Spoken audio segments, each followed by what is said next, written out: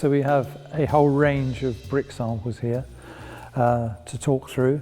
First of all, I have my tools here for brickwork, Faithful brick hammer, and our various chisels. We use very small point chisels when we're working on repointing and taking out mortar. We don't want a chisel that's larger than the brick joint because you'll break the brick joint, obviously. The two hammers, we have lots of hammers which some of them are very light heads, very small, very kind of just for minor works, and then we go up to the heavier hammers. And this one is damaged on the bottom because when we're working, if we're doing bricklaying, then quite often we're using the end of the hammer to actually tamp the bricks down, which is why that's got a turned end on it.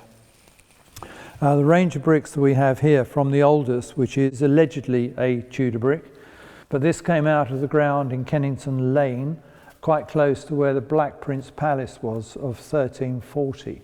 So when we excavated the ground, we found rather a lot of these bricks, which some of which we've used for demonstration purposes. Here we have imperial bricks. So we have a modern imperial brick, which is extremely heavy, I have to say. If you're moving these bricks about from site to site, then the haulage is really difficult on something like this. This is a same size brick, which is an imperial brick, but this one's got a larger frog in it, which makes the brick a lot lighter. Now the frogs were introduced, as you'll see here, this early brick doesn't have a frog on it.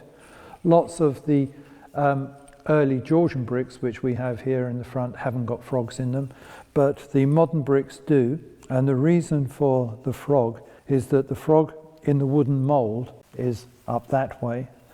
And when you throw the clay into the mould, the frog forces the clay out into the corners of the mould, so you get really nice sharp arises, which we have here on the edges of the bricks. So it makes for a better brick. And then we have a metric brick here, which is a modern brick from modern building suppliers, and these work out at about 25 pence each, whereas imperials, these can work out at £3 each. So it shows you that when you're buying bricks, you have to mix and match them. We use these stock bricks in fireplaces and inside walls that you're not going to see, but they're a good stock brick to work with. And these are Dutch bricks. So this has got quite a high carbon footprint coming all the way from Holland. These ones are from Amersham, so they have a lesser kind of carbon footprint. When we're looking at Georgian bricks, we find that the metric brick is almost the perfect size for a Georgian brick. So when we're doing brick repairs, we tend towards the metric size. This is for London, and this is generally the size of the Georgian bricks that we work on, and we generally work on properties which date from 1710 to 1820. So this is the kind of size, just coincidentally fits into a metric brick. The next section we've got here is, this is from a sprung arch, either from a cellar, an undercroft sprung arch, or it's from a fireplace. But what's interesting about this is it shows you how soft the lime is, and the lime really, on something like this, is acting as a spacer. So you can see how soft all this material is. We can rake out all the old lime and put it back in the mix. We can reactivate it and we can reuse it. So it has an extremely kind of really good green credential working with lime. And as I say, the bricks we save, or we use as flooring, or we crunch them up and use them as brick dust. Here, this is the sprung arch, so you can see where we're beginning to get the brick course, which is run up for the arch. So here we have a huge mortar bed compared with the smaller beds. And these bricks here, this came over property which dates from 1779. So that's American War of Independence and the French Revolution. So it just shows you how far back this goes in history.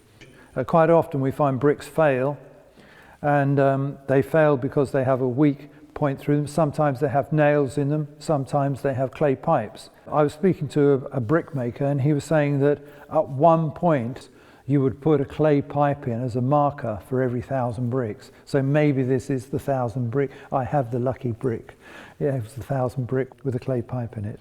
Also in the front here, we've got a selection of bricks. This is a good example of a frost damaged brick.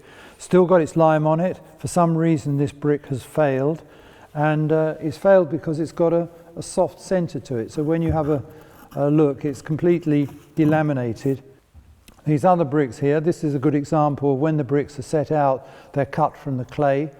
This clay is in the region of 45 million years old, these clay beds. It's dug out and then the bricks are made and they're stacked. This distorted brick, for example, they have pockets here, and that's where the bricks have been stacked in the clump, like that, in the pile. And it's affected. These are obviously quite a wet clay when these are put in, but they're good examples of how distorted some of these bricks can be. And then finally on the end here, a little bit of chemistry, and that is that if we're working with lime and we have lime on the surface of the bricks, then we use white vinegar to take the lime off, and that will wash it off. If all of our tools are cleaned up with vinegar, and whole walls sometimes are cleaned with scourers and sponges using vinegar to get the lime staining off of the bricks. And then if we're working with lime plasters and mortars and we want to slow down the rate of set, that is the drying time, then we add lemon juice to it, and that will retard the set. So what we have here in front of me is examples of some red stock bricks, but as you will see, they're all completely different sizes, and that makes a lot of difference if you're matching into existing brickwork, because if the bricks are too short, then your mortar joints get too wide. You can't fudge it. You've got to somehow fill the void. The brick that's coming out has to be the same size as the brick that's going in. So the wall has a certain harmony, and as soon as you get wide brick joints, then it starts showing up as predominantly white as opposed to being red. So it's important to get the right size bricks. So we're going here for colour and texture. These are all handmade bricks, and you can see that from the way we have slump marks in the from the moulds. If we have a look at the edges, so this is the edge on that we're going to see once it's in the wall, and then we're importantly need to look at the face of the bricks as well. These are all English made bricks, so these are all local to London. Some of the other colours of bricks, when you go to your brick merchants, your builders merchants, they will show you cards which have segments of bricks on them, as we have here, and you should be able to get a good match to the brick stock that you're looking for. But it's important to get the right size, and obviously there's a difference between imperial size and metric size, but this gives you a good range.